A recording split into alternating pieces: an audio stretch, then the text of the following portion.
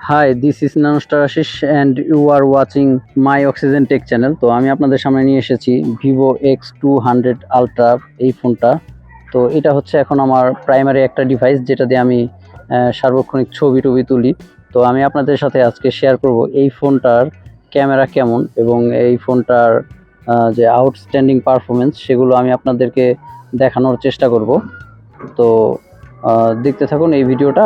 আর এই ভিডিওর পরবর্তী ভিডিও থেকে আমি এই ক্যামেরার যে ফাংশনালিটি আছে সেগুলো আপনাদের সাথে বর্ণনা করার চেষ্টা করব। তো এই ভিডিওতে শুধুমাত্র আমি ফোনটাকেই দেখাচ্ছি যে ফোনটা দেখতে কেমন আসলে। তো আপনারা দেখতে পাচ্ছেন কত বড় একটা ক্যামেরা বাম্প আছে এটায়।